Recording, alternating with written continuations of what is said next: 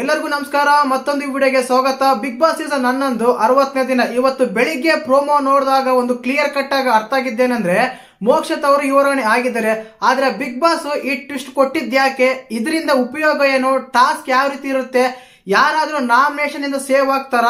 ಈಗ ಆಲ್ರೆಡಿ ನಮ್ಮ ಹನುಮಂತು, ಮಂಜಣ್ಣ, ಆಮೇಲೆ ಗೌತಮಿ ಈ ಮೂವರನ್ನ ಬಿಟ್ಟು ಎಲ್ಲರೂ ನಾಮಿನೇಟ್ ಆಗಿದ್ದಾರೆ. ಆಲ್ಮೋಸ್ಟ್ ಆಲ್ ನೋಡಿದಾಗ ನಾವು ಐಶ್ವರ್ಯರ್ಗೂ ನಾಮಿನೇಟ್ ಆಗಿದ್ದಾರೆ. ಅವ್ರಿನ್ನು ಯಾರು ನಾಮಿನೇಟ್ ಮಾಡ್ತಾರ ಅಂತ ಗೊತ್ತಿಲ್ಲ, ಬಟ್ ಇವತ್ತು ಎಪಿಸೋಡ್ ಗೊತ್ತಾಗುತ್ತೆ.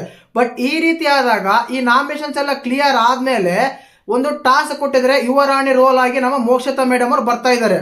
ಆ ಟೈಮಲ್ಲಿ ಇದರಿಂದ ಮೋಕ್ಷಿತ್ ಅವ್ರು ಏನಾದ್ರು ಆ ಟಾಸ್ಕ್ ಅಲ್ಲಿ ಒಂದು ಸೀಕ್ರೆಟ್ ಟಾಸ್ಕ್ ಕೊಟ್ಟಾಗ, ಈಗ ಎಕ್ಸಾಂಪಲ್ ನಿಮ್ಗೆ ಗೊತ್ತೇ ಇರುತ್ತೆ, ಮಂಜಣ್ಣ ಅವರಿಗೆ ಸೀಕ್ರೆಟ್ ಟಾಸ್ಕ್ ಕೊಟ್ಟಿದ್ದಾರೆ.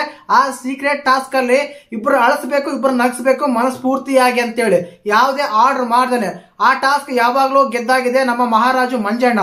ಆದ್ರಿಂದ ಮತ್ತೆ ಇವಾಗ ಮೋಕ್ಷಿತ್ ಅವ್ರಿಗೆ ಏನಾದ್ರು ಸೀಕ್ರೆಟ್ ಟಾಸ್ಕ್ ಕೊಟ್ಟಿದಾರ? ಈವರೆಗೂ ಕ್ಯಾಪ್ಟನ್ ಆಗಿಲ್ಲ ಮೋಕ್ಷಿತ.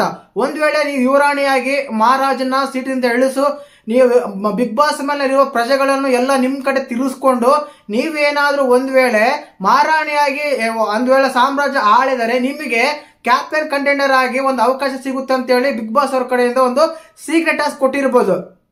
ಆದ ಕಾರಣ ಇಲ್ಲಿ ಏನಾಗುತ್ತೆ ಅಂದ್ರೆ ನೀವು ಪ್ರೋಮೋನ ಅಬ್ಸರ್ವ್ ಮಾಡಿ, ಖಂಡಿತವಾಗ್ಲೂ ನಮ್ಮ ತ್ರಿವಿಕ್ರಮ್ ಆಗ್ಲಿ, ಇಲ್ಲ ಭವ್ಯ ಆಗ್ಲಿ, ಇಲ್ಲ ಗೌತಮಿ ಆಗ್ಲಿ, ಕೆಲವರೆಲ್ಲ ಮಂಜಣ್ಣಿಂದ ಬರ್ತಾ ಇದ್ರೆ ಈ ರಜತ್ ಆಗ್ಲಿ, ನಮ್ಮ ಇವರು ಶೋಭಾ ಶೆಟ್ಟಿ ಆಗ್ಲಿ, ಚೈತ್ರ ಆಗ್ಲಿ, ಶಶಿರ್ ಆಗ್ಲಿ, ಹನುಮಂತ್ ಅವರಾಗ್ಲಿ ನಮ್ಮ ಇವ್ರ ಕಡೆಗಿದ್ದಾರೆ. ಯಾರ ಕಡೆಗೆ? ಮೋಕ್ಷಿತರ ಕಡೆಗೆ. ಆದ್ರಿಂದ ಇಲ್ಲೇನಾಗುತ್ತೆ ಅಂದ್ರೆ ಎರಡು ಟೀಮ್ ಸಪರೇಟ್ ಆಗಿದ್ದಾವೆ. ಆ ಟೀಮ್ ಬೇರೆ, ಈ ಟೀಮ್ ಬೇರೆ ಅಂತೇಳಿ. ಆ ಟೀಮ್ ಆದಾಗ ಯಾರಿಗೆ ಪ್ರಜೆಗಳ ಬದ್ಧತೆ ಇರುತ್ತೋ, ಈಗ ಬಿಗ್ ಬಾಸ್ ಕಡೆಯಿಂದ ಅನೌನ್ಸ್ಮೆಂಟ್ ಬರುತ್ತೆ, ಪ್ರಜೆಗಳಿಗೆ ಯಾರಾದ್ರೆ ಓಟ್ ಹಾಕ್ತಾರೋ ರಾಣಿ ಆಗ್ಬೇಕು, ಇಲ್ಲ ಮಹಾರಾಣಿ ಆಗ್ಬೇಕು, ರಾಜ ಆಗ್ಬೇಕು ಅಂತೇಳಿ, ಆವಾಗ ಆ ರಾಣಿ ಆಗ್ಲಿ ರಾಜ ಆಗ್ಲಿ ಗೆಲ್ತಾನೆ. ಆ ಟೈಮಲ್ಲಿ ಏನಾಗುತ್ತೆ ಅಂದ್ರೆ ಅವನ ಆ ಸ್ಥಳವನ್ನು ಇಲ್ಲ ಆ ಸಿಂಹಾಸನವನ್ನು ಆಕ್ಯುಪೈ ಮಾಡ್ಕೊಳ್ಳೋ ಅಂದ್ರೆ ಅದನ್ನ ವಶಪಡಿಸಿಕೊಳ್ಳಲು ಪ್ರಯತ್ನ ಪಡಬೇಕು. ಆದ್ರಿಂದ ನೀವು ಪ್ರೋಮೋದಲ್ಲಿ ನೋಡ್ತಿರ್ಬೋದು, ಮಂಜಣ್ಣ ಶಶಿರನ್ನು ಎತ್ತಿ ಬಿಸಾಕ್ತಾರೆ ಕೆಳಗೆ. ಇದರಿಂದಾಗಿ ಯಾರಾದ್ರೂ ನಾಮಿನೇಷನ್ ಸೇವ್ ಆಗ್ಬೇಕಂದ್ರೆ ಖಂಡಿತವಾಗ್ಲೂ ಅದಂತೂ ಯಾವ್ದು ಇಲ್ಲ ಅನ್ಸುತ್ತೆ. ಯಾಕಂದ್ರೆ ಈ ಸಲ ಲಾಸ್ಟ್ ಕೆಲವು ಅನ್ಡಿಸರ್ವ್ ಕ್ಯಾಂಡಿಡೇಟ್ ಗಳೆಲ್ಲ ನಾಮಿನೇಟ್ ಆಗಿರ್ಲಿಲ್ಲ. ಬಟ್ ಈ ಸಲ ತಗೊಂಡ ಬಿಗ್ ಬಾಸ್ ಮನೆ ಎಲ್ಲರೂ ಆಲ್ಮೋಸ್ಟ್ ನಾಮಿನೇಟ್ ಆಗಿದ್ದಾರೆ. ಅಂತದ್ದೇನು ಇರಲ್ಲ.